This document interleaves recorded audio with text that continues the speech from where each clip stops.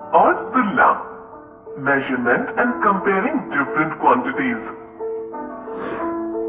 Hello बच्चों, इस video में हम लंबाई, लेंथ, वजन, वेट और गति, स्पीड के बारे में पढ़ेंगे। मीता और रोहन आज सैर पर निकले हैं। वे दोनों पास के जंगल में ऊंचे ऊंचे पेड़ों को देखकर हैरान हैं। बोलू, यह पेड़ की लंबाई कितनी होगी? यह नीम का पेड़ है। यह लगभग 30 मीटर लंबा होता है। क्या यहाँ पर सभी पेड़ इतने ही लंबे हैं? नहीं, यह देखो, यह तुलसी का पौधा है जो कि बस 100 सेंटीमीटर तक लंबा होता है। मीता, क्या तुम बता सकती हो कि तुलसी का पौधा नीम के पेड़ से कितना छोटा होगा? नीम के पेड़ की लंबाई है 30 मीटर और तुलसी के पौधे की लंबाई है 100 सेंटीमीटर। 1 मीटर में 100 सेंटीमीटर होते हैं, यानी कि तुलसी के पौधे की लंबाई हुई 1 मीटर। 30 में से 1 घटाएं तो बचा 29, यानी कि नीम के पेड़ की लंबाई तुलसी के पौधे से 29 मीटर ज्यादा हुई। देखा बच्चों, मीता को 2 पेड़ों की लंबाई पता थी और उसने दोनों पेड़ों की लंबाई की तुलना यानी कंपेयर करने के लिए पहले दोनों की लंबाई की इकाई यानी कि यूनिट्स को एक समान किया और आसानी से उत्तर निकाल लिया। क्या आप लंबाई नापने की और कोई इकाई बता सकते हैं? आप चाहें तो वीडियो को यहाँ रोककर सोच सकते हैं। बिल्कुल सही पहचाना। आप वस्तुओं की लंबाई मिलीमीटर और किलोमीटर में भी नाप सकते हैं। 1 सेंटीमीटर में 10 मिलीमीटर होते हैं, 1 मीटर में 100 सेंटीमीटर होते हैं और 1 किलोमीटर में 1000 मीटर होते हैं। अरे वो देखो, दीपा बिल्ली की मिठाई की दुकान पर आज क्या मिल रहा है? बड़ी अच्छी खुशबू आ रही है।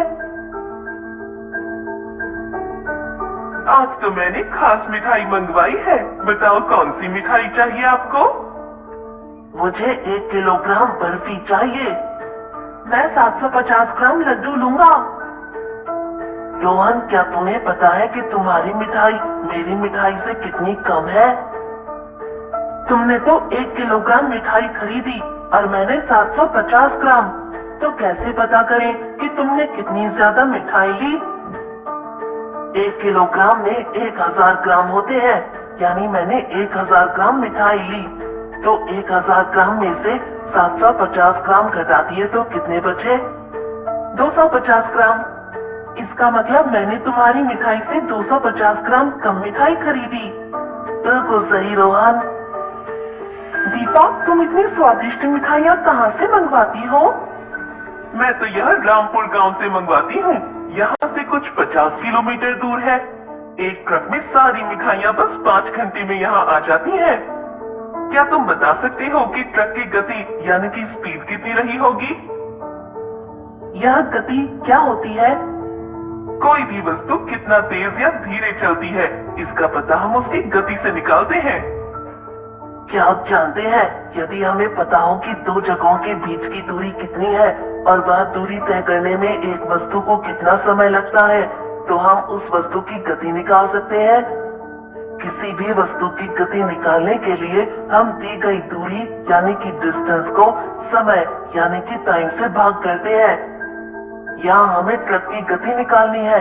इसके लिए हमें यह पता होना चाहिए कि दीपा की दुकान और रामपुर कितने दूर थे और उस दूरी को पार करने के लिए उस ट्रक को कितना समय लगा। तो ट्रक की गति कितनी हुई? आप चाहें तो वीडियो को यहाँ रोककर सोच सकते हैं। रामपुर से दीपा की दुकान की दूरी है 50 किलोमीटर और रामपुर से दुकान तक पहुँचने में ट्रक को 5 घंटे का समय लगा है। तो ट्रक की गति हुई 50 भाग 5 बराबर 10 किलोमीटर प्रति घंटा। तो है ना गति निकालना कितना आसान। सारांश। तो बच्चों, आज हमने लंबाई और वजन मापने के तरीके और समय और दूरी की सहायता से गति का पता लगाने के बारे में सीखा। अगली वीडियो में हम इनसे जुड़े कुछ और मजेदार उदाहरण देखेंगे। धन्यवाद।